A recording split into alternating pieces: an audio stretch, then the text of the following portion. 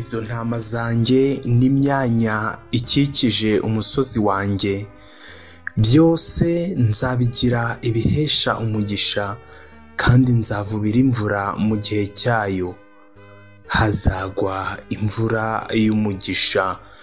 Iri somo dutangije ni isomo riri mu gitabo cy'umuhanuzi Ezekiyeli, ni igice cya 34 naho umurongo ni wa 26. Reka iri somo turyifashishe dusobanura amateka y'indirimbo yitwa Imvura y'umugisha cyangwa se Yasezeranye imvura.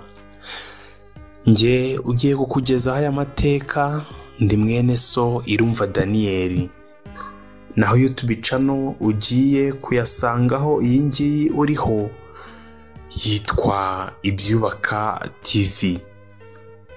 Urabizi ko najya nkunda gutangira ntaguhaye ikaze, nguhaye ikaze ngwino dusangire amateka y'indirimbo ya 258 Yasezeranye imvura. Aha ni mu gitabo cy'indirimbo zo guhimbaza Imana.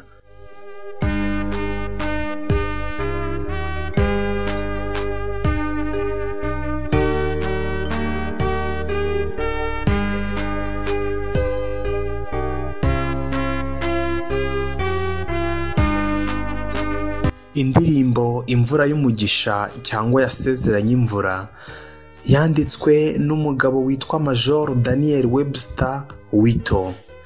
Uyu Daniel yavutse mu kwezi kwa 11 tariki ya 22 naho umwaka wo ni mu 1840. Uyu mugabo witwa Daniel yaje kuvukira i Shikope, aha ni muri Massachusetts. Hashize igihe gito uyu mugabo yagiye muri Chicago, aha ni mu mwaka wa 1857. Birumvikana ko uyu mugabo yari afite imyaka 17 gusa. Yatangiye kuzajya yitabira ibiterane by'uvugabutumwa bigiye bitandukanye. Hashize igihe gito yiyandikisha mu banyeshuri bigaga Bibiliya, nawe aba umwe mu banyeshuri bigaga Bibiliya. Mu mwaka w'1862 yaje gushaka umugore witwa Abby Hanson, maze uyu mugabo witwa Daniel aza guhinduka umukristo nyakuri mu ntambara yahuje amashyaka. Aza no gutanga ubuhamya n'ibyiza byo kuba yarahindutse mu gitabo cye yanditse cyitwa Twice Born Men. Tugenekereje mu Kinyarwanda biravuga ngo abagabo bavutse ubwa kabiri. Muri icyo gitabo cye avugamo uko byagenze muri iyo ntambara twavuze hejuru. Aravuga ati, nasize iwanjye mu Bwongereza nza muri Virginia mfite ipeti rya Liyetona wa Company muri Massachusetts. Mama wanjye yari umukristo ukomeye cyane. Njya kuza mama twatandukanye arira amarira menshi cyane, nuko ankurikira ansengera cyane. Nta gitekerezo nari mfite cy'ibyo mama yari yakoze. Mama nakundaga yari yafashe akabibiriya gato k'isezerano rishya agashyira mu mufuka w'igikapu yarimo ampakirira.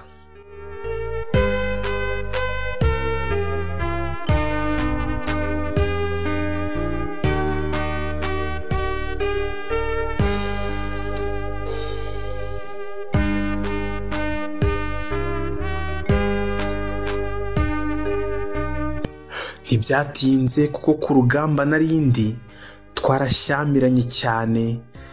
Ku rugamba rukomeye nabonye ibibabaje cyane kurusha izindi ntambara zose naba nararwanye. Ntibyatinze kuko naje gutsindwa, ukuboko kwanjye kuza gukomeretswa bikomeye. Kubera Imana naje kugenda mera neza, numva koko nanjye nifuje ikintu cyo gusoma. Naje kujya gushaka icyo nsoma mu gakapu mama yari yaramfashije gupakiramo ibintu. Kubw'amahirwe naje kugwa ku gatabo gato cy'isezerano rishya mama yari yarashyizemo. Icyo gitabo cy'isezerano rishya natangiye kugisoma, mpera muri Matayo, nkurikizaho Mariko ndetse na Luka, ngeza mu Byahishuwe. Buri gice cyose cyari gitangaje kandi gishimishije kuri njye, niyumva nkaho ntunguwe no kuba nabyumva kuruta mbere hose. Mu gihe nari nsoje gusoma igitabo cy'Ibyahishuwe, narongeye ntangira gusoma mpereye muri Matayo. Uko iminsi yagiye ishira, nakomeje gusoma cyane, ari nako ngenda nunguka byinshi, ariko n'ubundi nkumva sinshaka kuba umukristo, kandi narasomye ko inzira yo gucungurwa iri muri Yesu. Hari ikintu cyabaye igihe nari njyanye mu bitaro. Umusore muto wari urwaye, turwariye hamwe mu bitaro, yasabye umuganga w'umugore wamuvuraga ko yamusengera, ariko umuganga arabyanga. Umusore yinginga Daniyeli wari waravuze ko atazigera asenga na rimwe mu buzima bwe. Sinigeze nsenga na rimwe mu buzima bwanjye, ndi umunyantege nke nkawe.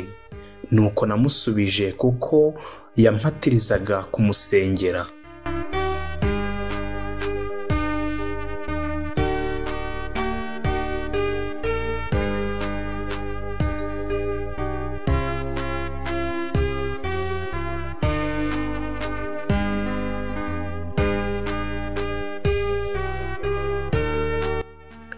Uyu musore muto yakomeje kunyinginga ngo musengere, nanjye numva ijwi ry'Imana ivugana nanjye. Napfukamye iruhande rw'uburiri bwe, ntangira kwicuza ibyaha, nuko nsengera uyu musore muto. Ubwo nasozaga gusenga, nasanze uyu musore muto yarangije kuruhukira mu mahoro, umwuka w'abazima wari wamushizemo. Uyu mugabo Daniyeli wanditse iyi ndirimbo akomeza avuga mu gitabo cye ngo, narapfukamye mfata ikiganza cyanjye ngihuza n'icy'uwo musore muto. Mu magambo yari akennye kandi make, nicujije ibyaha byanjye nsaba Kristo kumbabarira. Ako kanya nizeye ko mbabariwe, nuko nsengera uwo musore muto. Mu gihe nari ndimo musengera, uwo musore yaracecetse, ndakomeza ndasenga nsaba amasezerano y'Imana ko yasohorezwa kuri njye. Mu gihe nahagurukaga ku mavi, umusore muto yari yapfuye. Indoro y'amahoro yagaragaraga mu maso he, hari harishwe n'ibibazo. Nanjye icyo gihe sinizeye neza ko umucunguzi akoresheje uyu musore kugira ngo mugereho, kandi ko uyu mucunguzi wanjye amfashije kuyobora cyangwa kwizeza uyu musore amaraso yera ya Yesu ko atanga amahoro n'imbabazi. Mfite ibyiringiro ko nzahurira n'uyu musore mu ijuru.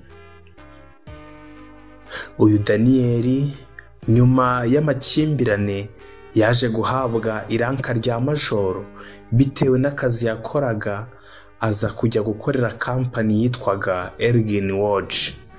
Nkwibutse ko ajya kuza muri iki gihugu yari liyetona, ariko nyuma y'amakimbirane yabaye yaje guhabwa ipeti rya majoro, bamugira umusirikare wa kampani. Nyuma y'igihe gito yaje kujya kwihuza n'umubwirizabutumwa w'ikirangirire Dwight Moody. Uyu Daniyeli yagiye nawe nk'umubwirizabutumwa n'umwanditsi w'indirimbo zo guhimbaza Imana. Niho yahise yandika iyi ndirimbo nziza yitwa Imvura y'umugisha n'indi dukunda ivuga ngo ntabwo ndamenya neza icyatumye Imana ingirira ubuntu. Iyi ndirimbo nayo n'uyu mugabo Daniel Wito wayanditse.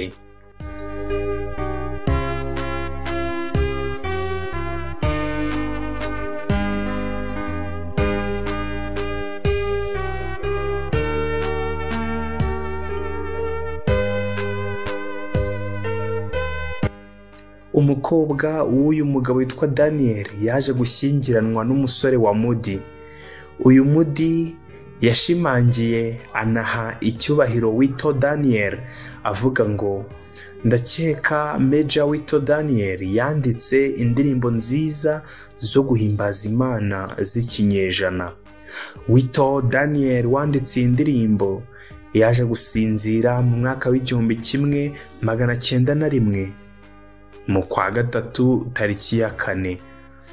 Uyu James MC Granahan uzwi nka nyiri iyi ndirimbo yari inshuti magara ya Wito Daniel, bajyanaga kubwiriza ubutumwa bwiza. Niwe waje guhimba injyana y'indirimbo za Major Wito Daniel, harimo iyi yitwa Imvura y'umugisha cyangwa se Yasezeranye imvura. Yaje kwandika n'injyana y'indi ndirimbo yitwa Ntabwo ndamenya neza icyatumye Imana ingirira ubuntu. Iyi ndirimbo nziza igitero cya mbere kiravuga ngo yasezeranye kuduha imvura y'umugisha. Iri sezerano ryayo ryaturutse mu ijuru. Icyo gusubiramo kikagira ngo duha umugisha, turifuza umugisha uvuye iwawe mu ijuru, nyabuneka uduhe. Igitero cya kabiri Daniel Wito yaranditse ngo yasezeranye kuduha imvura y'umugisha, yitugoborere uyu munsi ikwira impande zose. Tugasubiramo hejuru, duha umugisha, turifuza umugisha uvuye iwawe mu ijuru, nyabuneka uduhe. Icya gatatu Daniel Wito yaranditse ngo yasezeranye kuduha imvura y'umugisha, turayifuza uyu munsi, sohoza ibyo wavuze. Igice cya 4 Daniel Wito dukesha iyi ndirimbo yaranditse ngo yasezeranye kuduha imvura y'umugisha, icyayiduha uyu munsi, Mana tubabarire.